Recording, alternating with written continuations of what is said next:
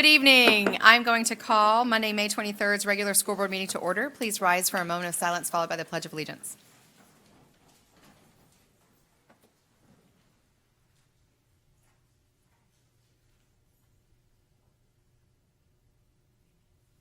I pledge allegiance to the flag of the United States of America and to the republic for which it stands, one nation, under God, indivisible, with liberty and justice for all.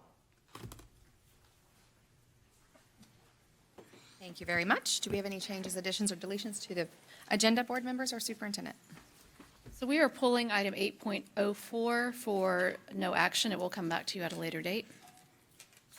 Okay, any others, board? I'd like to pull 8.08 for some discussion on that, please.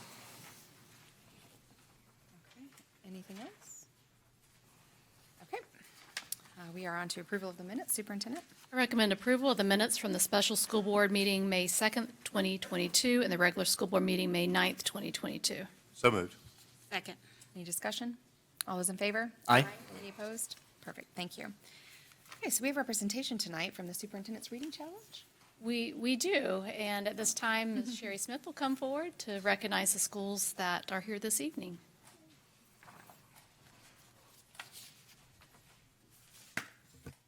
Thank you so much for having us tonight and allowing us to present these plaques tonight. Our goal is to always increase the number of students reading books and gaining that love for reading.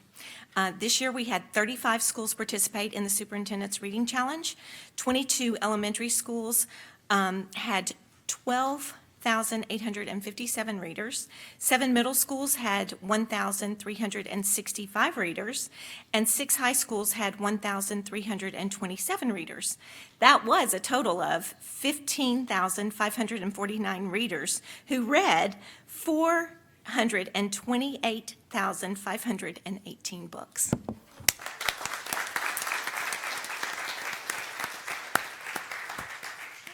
So our first school, we'll start with the elementary schools, Astatula Elementary.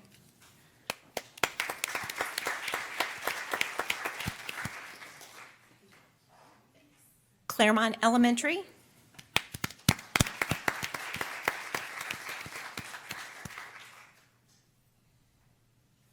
Cypress Ridge Elementary.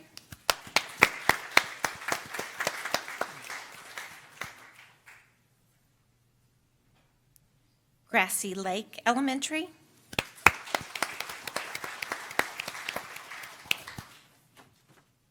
Groveland Elementary.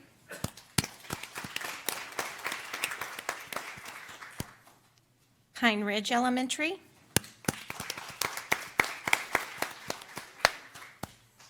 Sawgrass Bay Elementary. Seminole Springs Elementary. Sorrento Elementary. Tavares Elementary.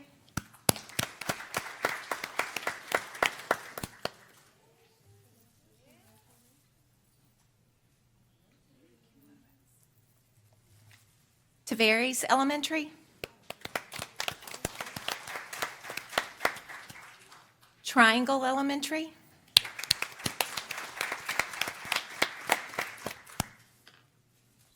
The Villages Elementary. Congratulations to our elementary schools.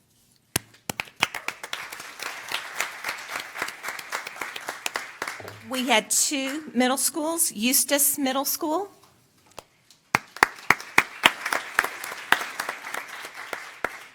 And Lake Point Academy received it for K-8. Their elementary and their middle school both received.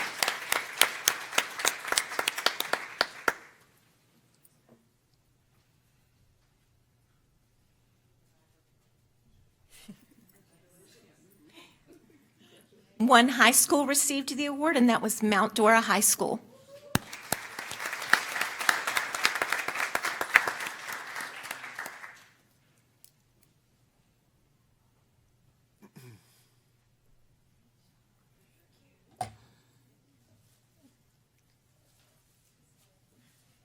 Thank you very much.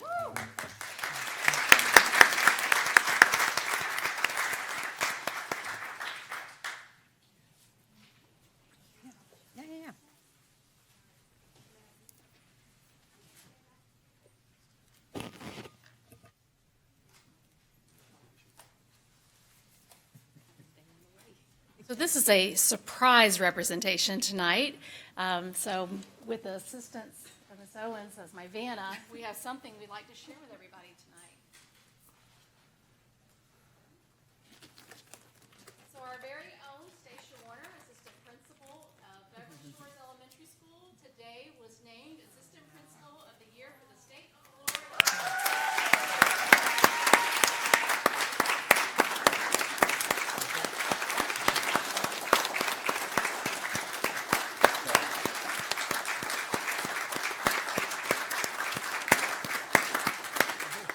So she is not with us because at this very moment, they have their 5th grade promotion ceremony. So I asked if we could borrow the banner. We had individuals from the state come this morning, and we were able to go over and celebrate Ms. Warner today. So well-deserved, and congratulations to Beverly Shores and Ms. Warner, and to all of us as she moves on now to represent all of, not only Lake County, but the state of Florida. So thank you. Thank you.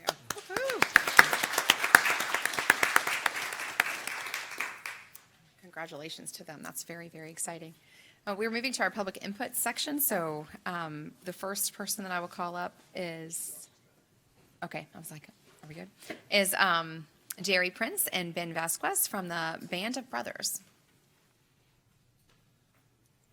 Hi, everyone. Thank you for allowing us to come and speak tonight. October of last year, we met your superintendent, and she was so nice enough to come to the villages. The Band of Brothers is a veterans group in the villages whose mission is to assist veterans and community. So we've had donations from people that ask us to give to school districts. So that's what we did last October, and we just gave your superintendent another check for $4,000 for the school district here also. The other thing we always do in the military, we have a thing called a challenge coin. If you don't know what that is, it started at the unit level where, unfortunately, all the kids here, you can't hear this, it was all about drinking. And if you didn't have your coin, you had to buy.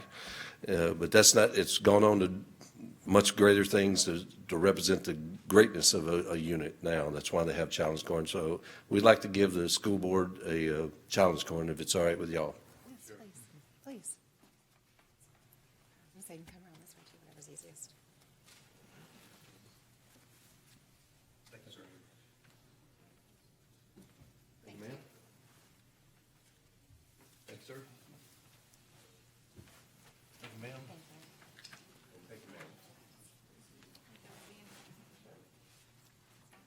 Thank you for being here, and thank you for the donation, too. I know that it was well spent, and we really appreciate the support. So, next I have Miss Kathy Smith from LCEA.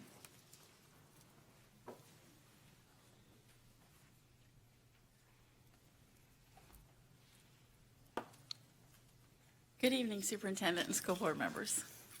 Congratulations to all the graduates, students, and parents, as well as our teachers and staff, for making it to the last week of another very challenging school year. Despite the challenges, I think we can all agree that these past few years have taught us many things and provided us an opportunity to reflect on our decisions to develop ideas for how we can improve. Challenging times can be a catalyst for creative solutions. We saw this with the creation of the Superintendent's Student Advisory Group, as well as with the ESSER Committee. Our educators see the impact of the school board and the district decisions every day, and although they cannot begin to understand every position at the district level, our educators are innovators and can provide creative ways to solve problems. LCA leadership has made it very clear we want to work together with the school board and district leaders to achieve the world-class public education our students deserve. There should be a clear communication and involvement of all stakeholders. Educator voices should be involved in the decision-making process. A teacher advisory group could be developed to hold monthly meetings to discuss concerns and provide solutions similar to the student advisory group. Shared decision-making structures are a significant contributor to positive workplace cultures. We can work together to achieve our shared goals to provide a strong Lake County public school system. In the staffing plan, there are significant increases in compensation for new positions, with some having increases of 6 to 10%. With current inflation above 8%, it is not a surprise that such an increase would be presented.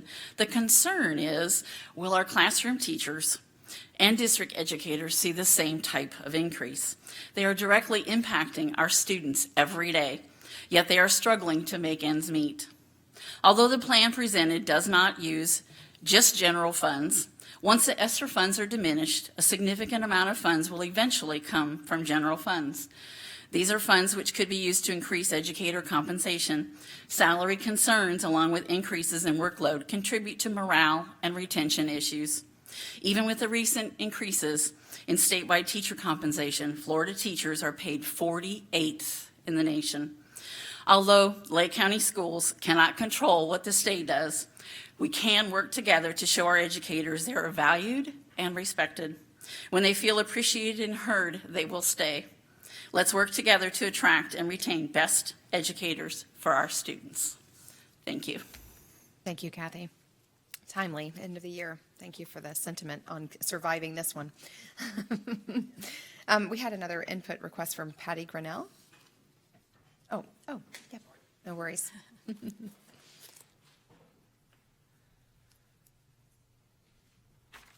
Hello, I'm back again. I'm Patty Grinnell. Good evening, Superintendent Cornegie and distinguished members of the board. I'm here tonight for two reasons. One, to thank you for all you have done for us teachers this year. It really has meant a lot. Just want you to know that. Two, I do want to address a crisis in our public schools, and that's the ongoing teacher shortage and what will happen if things don't change. That is the sound of our schools in just a few years when all the teachers are gone. Boom. This is the sound of an overworked high school teacher having to give up precious plan time again to cover classes because there are no subs. Boom. This is the sound of more high school teachers leaving because they are overwhelmed and stressed by the additional work to be done because students don't care enough to come to school every day. Their late work is turned in whenever they feel like it, and they expect to receive a passing grade to keep playing sports, and of course to graduate on time. Boom, this is the sound of ESE resource teachers who are voluntold to substitute in classrooms for the 15th time this semester, causing them to neglect the IEP mandated accommodations and time with their students who are falling even further behind. Boom, this is the sound of brand new teachers who are drowning and feeling discouraged and unsupported and think their dream job has just turned into a nightmare. Boom. This is the sound of annual contract teachers who did their best all year but did not get reappointed and are so disheartened they're now leaving the profession. Boom. This is the sound of teachers leaving toxic work environments where there is no discipline or inconsistent discipline, and they've decided that no amount of money is worth the mental health breakdown. Boom. This is the sound of highly effective veteran teachers like me who once loved teaching but are so sick and tired of waiting for the respect and recognition we deserve to be shown in mind-blowing ways like a fair salary and a cost of living increase. You know, I want to be honest here. My goal when I started teaching in my career at age 48 was to go ahead and teach for 20 years. But the thought of 3 more years, that's more than a summer break can fix. I cannot do it anymore. I'm done. This is me saying goodbye and good luck. Boom. Thank you, Mrs. Grinnell. Okay, we are on to our attorney's report. Mr. Johnson? All right, we are on a consent agenda.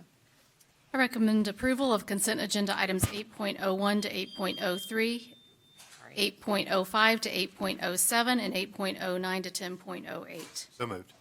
Second. Any discussion? All those in favor? Aye. Aye. Any opposed? Okay, thank you. Okay, I believe we pulled 8.08, and that was Mr. Dodd. Yes. So a couple of things I wanted to talk about in that particular one is I was interested in having a board discussion of some timeline and what that transition looks like. One thing that I thought would be kind of interesting in this scenario, which I think is something that doesn't typically happen with contracts, is that we will have an active contract with a firm. Meanwhile, we do not have an active contract with Mr. Johnson's firm. That lapsed a couple of years ago, if I recall. No, it renews automatically. No, it doesn't renew automatically. We got to vote to renew that, right? I don't we're voting The on. the contract remains as is until it is renewed, yeah. Sure, but the time period has lapsed on his contract. I mean, that it's still month to month. It's month to month, that's accurate. Right. But it's not a lapse. It's in the contract. Correct, Mr. Johnson? It's been month to month for 35 years. No, that's not accurate either, because it has a defined term in it. I believe it. The contract was to be continue every year unless either party decided to end it. That's correct. But we vote on it every year. It was brought to the board every year as part of the policy. Now, when the last time it was actually brought to the board, I'm not sure, but I know that from that time to the time before that, the only possible change would have been a small increase in the hourly rate. That's when it was brought before, is when we made the increase. That's correct. The only time we've addressed it is when he asked for an increase, which we then discussed and we voted on. No, that's not true, because Okay. it came to this board the first few years I was on it, and more than once. Okay. What's the point? So the point is that I would really like to have a discussion regarding the timeline of transition, that I am not in favor of Mr. Johnson serving till the end of a year, or that I would really like to see a more ambitious transitional timeline for that. That I have full confidence in the Bow and Schroth folks, that I think we can start transitioning a lot more things quicker, and I think have some solid representation with that. So, I mean, the contract that we've got in front of us, oddly, is only for a 7-month timeframe, so I'm not sure why we'd come back to the table in 6 months from now and have to renew the contract again, so I'd really like to see a longer term on that. But then too, I mean, just having the board discussion of, because I don't know where you all are on what this transitional timeline looks like. I mean, I've got my own opinion, but I don't know where you all are. It's my understanding that Mr. Johnson was going to work through December, and that he was going to be the one that Bowen and Schroth worked through in regards to passing along contracts. He was going to choose contracts to keep and then contracts to pass, and they would pick up ESE and a couple other ones. I would have written it down if I knew we were going to Right. discuss it, and that he was going to stay through December.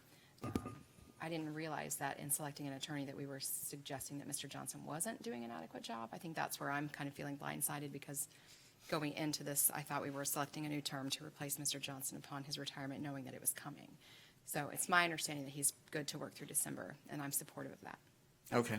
So, I don't know why this would be a blindside, because I think I've brought this up for the last 7 years, that I have been interested in pursuing a new route on the attorney services, and just highlighting the last year.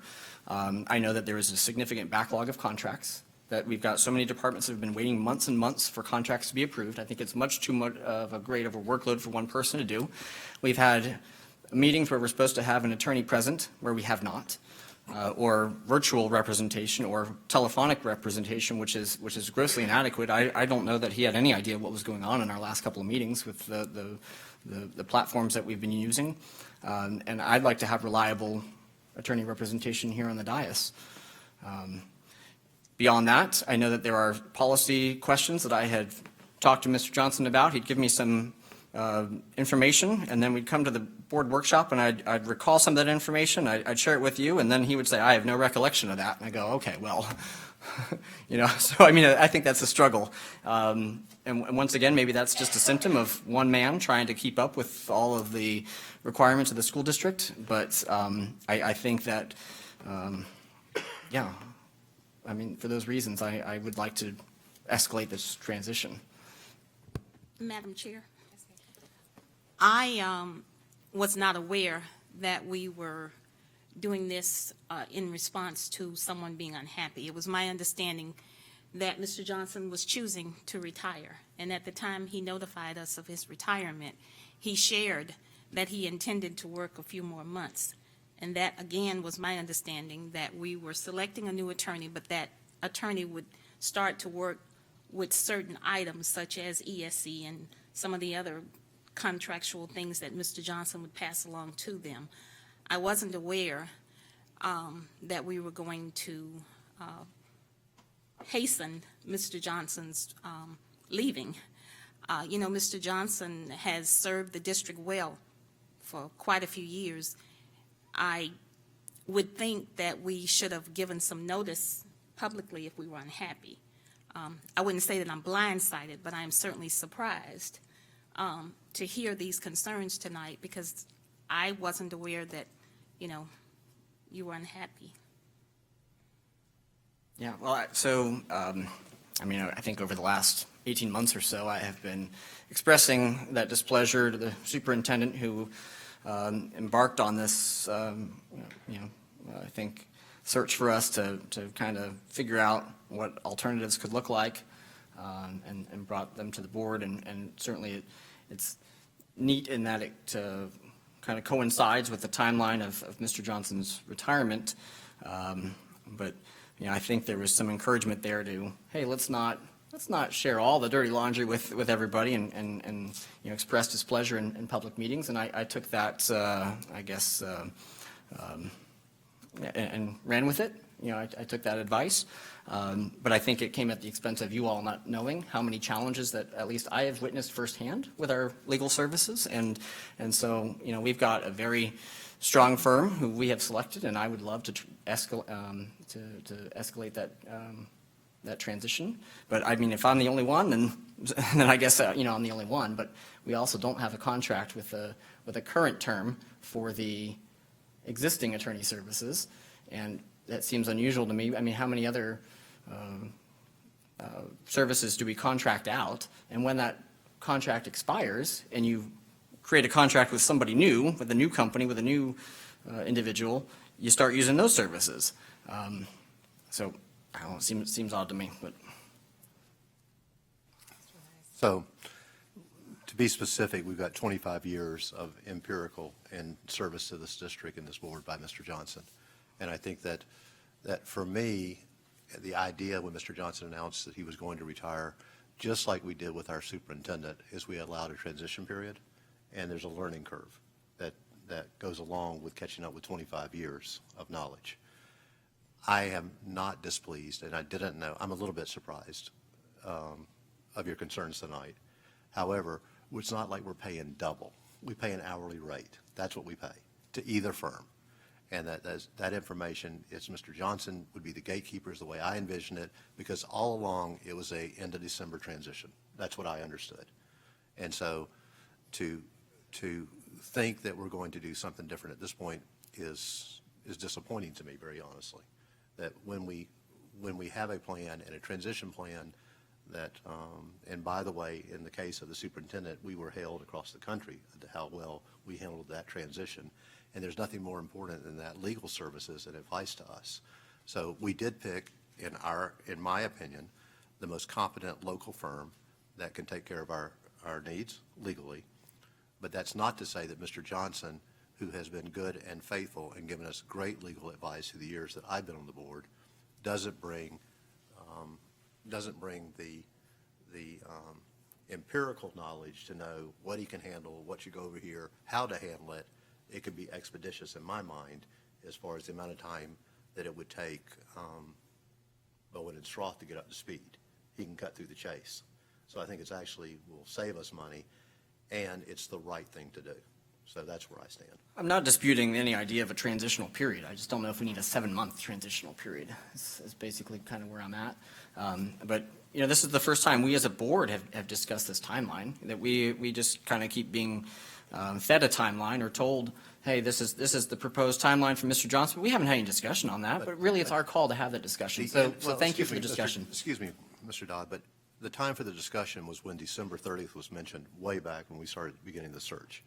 And if you had a problem with that then, that would have been the time to speak about it, not when we're getting ready to appoint it. I don't know, just the timing is all off for me. I'm sorry. So There was multiple times to speak about this. Sure, and I think Tonight's the night when we're voting. It doesn't make sense. well, we're voting on a new contract, and so now we can talk about what the transition looks like. Okay. What it looks So like. let me ask you this, Mr. Mathias, you're good with 7 months? Me? Yeah, Yes. December. I don't know if 7 months is, I just threw that out there. So you're good with this? I'm good December 30th. Mrs. Cunningham? Yes. Mr. Dodd, we know. Well, obviously no, but I'm the minority on that. That's fine. Okay. And I'm good with December. So is there any more discussion about the item? Okay. Superintendent, do you have a recommendation? I move for approval of 8.08 contract for legal counsel with Bowen and Stroth. So moved. Second. Further discussion? Yes, I'd like to make a motion on the contract that instead of having it run out the last school board meeting of January 2023, that we just move that to 2024, January 2024. The existing one that we're voting on. That's right. Yeah. Adding additional time to the contract that's on 8. Can you tell us why?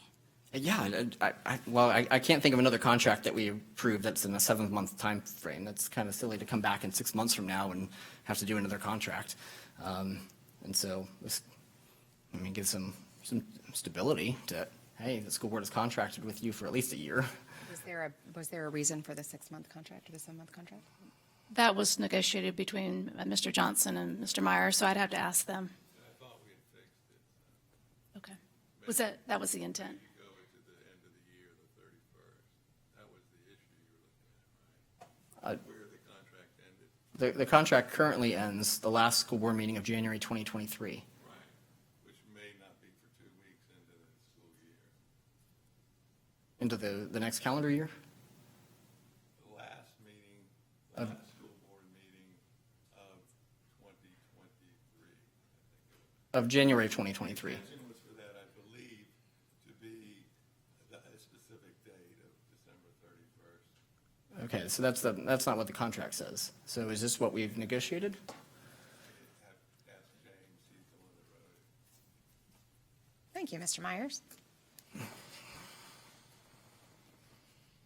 Yeah, the goal was to keep it kind of similar to what Steve had always used in the past. So that was always been the timeline, that there's the exact wording that's in there is the exact wording that Steve has had in his contracts for years.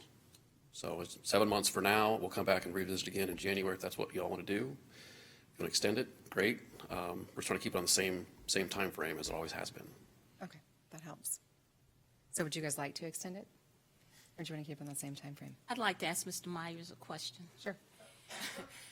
Mr. Myers, do you anticipate any difficulty in having to work with Mr. Johnson in a transitional period until the end of the year? No. Thank you. No, ma'am. No other And questions. I'll ask a question. Do you see a benefit to that? Having us ingest 25, 30 years of experience in a short amount of time is not a good idea. I think the longer it is, the better. I think December was what we went into this thinking that we would have that amount of time to work with Steve on these items as well. Again, you're not being double billed. You raised some good points. We need to learn from Steve just as much as he needs to kind of schedule his own departure.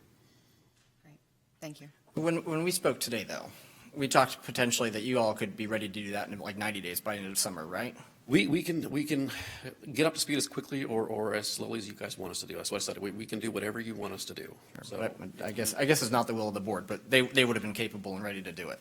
But we can. I just Steve's been around for 25, 30 years. He's earned the right to in my opinion, earned the right to say when his departure will be. okay. Thank you. Anybody else? So the motion on the table is to adjust the contract from, And can you? what is the advantage or the disadvantage of adjusting this contract? I kind of like the idea that we got a 7-month test period and then we see if we want to re-up with you. That is a new attorney. Well, and likewise, I don't know. Hey, oh, and you get a 7 month to decide if you want to re-up. We may not like you either. No, it's. I mean, the way the contract reads right now, it's same contract that Steve's had for years. It pretty much is a month to month. With 30 days notice, you can terminate us for any reason. So whether it's 7 months now or 19 months now, it's whatever y'all want to do. The only upside would be, I would think, that we're going to lock your rate in. So if we extend it, then it does lock your rate. It does. It does. Do you have a problem if we extend it? No. Okay. I have no problem since it's essentially month to month. Yeah, as long as the month-to-month stays. Does that mean one of those was the second to my motion? So, well, no, I think we just discussed it and you have a motion. So Mr. Dodd made a motion that we change the contract. Can you tell the date 100%? Yeah, so we would change 2023 to 2024. So it'd be the last school board meeting of January 2024. Okay, I'll second Mr. Dodd's motion. thank you. Any discussion further? All those in favor of Mr. Dodd's motion? Aye. Aye. Any opposed? Perfect. Now we go back to the superintendent. I believe we had a motion and a second. Is there any further discussion? All those in favor? Aye. Any opposed? Perfect, thank you. Okay, so now we were on the 11.01 Eustis High School's recommendation to the school board to name the culinary arts room. Yes, and I'll ask Mr. Feltner to come forward.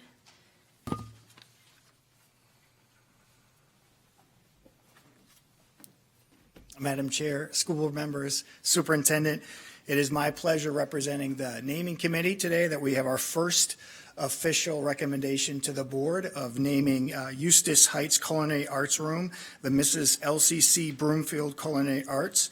The class of 1980 spearheaded this naming of a classroom. Lewis Thurston, who is here with us tonight, contacted the naming committee. We went through all the channels with the actual form that we developed that you guys approved. They followed that process. So tonight we're bringing it back. The recommendation is for 10 years.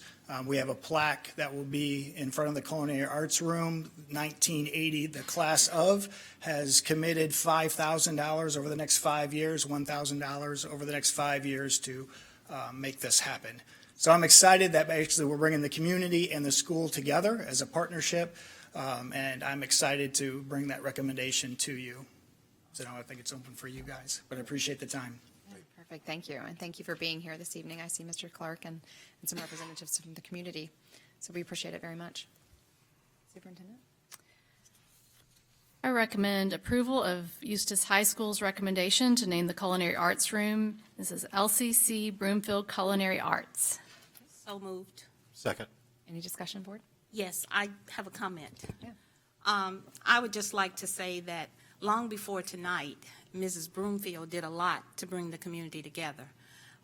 As a principal in the city of Eustis and later even in Leesburg, she always traveled to help me with projects that we were working on with the students. I cannot tell you how indebted I am to her for teaching so many of our young people in both the cities of Eustis and Leesburg how to properly set a table, how to behave when we're at the table. So Mrs. Broomfield, tonight, publicly, I'd like to thank you. I'd like to thank you for the shining example that you have always set. This beautiful lady, even if you see her in the grocery store, at 9 o'clock in the morning, she is always extremely well dressed and just exemplifies educator and lady. So Mrs. Broomfield, I am so very happy that we're going to be able to make this a reality.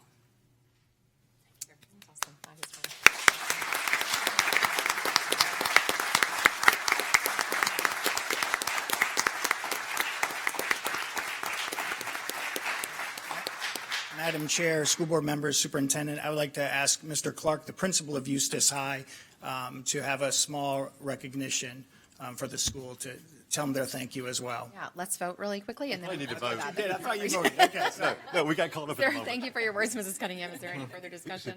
All those in favor? Aye. Any opposed? Perfect. All right. Thank you very much for voting. I appreciate that. Mr. Clark? I'm absolutely thrilled and honored to be here this evening to represent Eustis High School and the community of Eustis in this endeavor. And I thank Mr. Lewis Thurston from the class of 1980 to spearhead this, and of course Mr. Feltner and his committee to make this happen, and your approval this evening. We do have a plaque, and this is just one part of the process. I'm looking forward to being able to establish the date of the dedication ceremony, which we have a goal within about 3 weeks from now to make that happen. So we're going to make that public, and we have a nice surprise for everyone at that event. But at this time, if I could bring up Mrs. Broomfield, the plaque, Mrs. LCC Broomfield Culinary Arts, in recognition of a lifelong commitment to education and her tremendous impact on countless lives. This is dedicated by the Eustis High School class of 1980.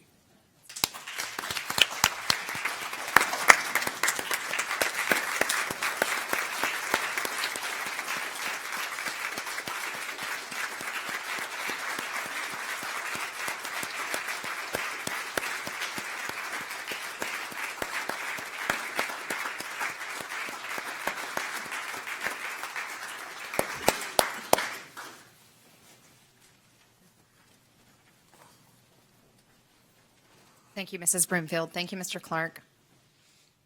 We appreciate it very much. All right, with that being said, I believe we are on the superintendent's report. Just want to remind the board of our workshop scheduled at 9:30 on June the 6th. Also want to extend again my congratulations to Stacia Warner as the state's Assistant Principal of the Year, and say thank you to everyone for hanging in there through this challenging school year and for all of the great work done for our students and for each other. And wish you all a very safe and happy summer. Also, one letter of condolence was sent to Andy Zimmerman. He's the assistant principal at Eustis High School in memory of his brother, Nicholas John, or Nick Zimmerman. Thank you. Board members, Mr. Mathias? I'll start real quick and be real fast because you've got a game to go to and you've got a graduation to go to. So I want to congratulate everyone at my schools. It was amazing. And I think that the culmination of one service is that shaking these kids' hands because these are our future leaders. And you see it in their eyes and you see it in their smiles that we have great things that are going to happen in Lake County. And I'm grateful to be part of it. Thank you, Mr. Mathias. Again, I'd like to congratulate Mrs. Broomfield and the committee members that are here tonight to see this and witness it.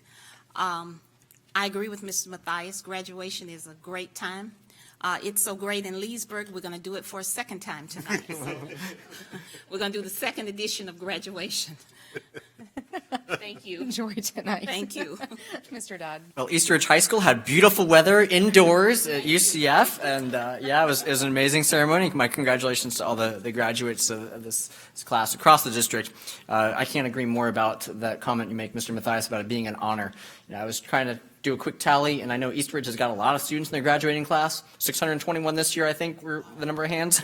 So, I mean, certainly there were some fist bumps along some of those years, with the whole, but I think that accounts to about more than 5,000 people I've had the chance to greet as they walk across the stage, and I thought, I can't think of something more humbling to think about as these folks go out into the world and watching them come across the stage with all these accomplishments and credentials around their necks.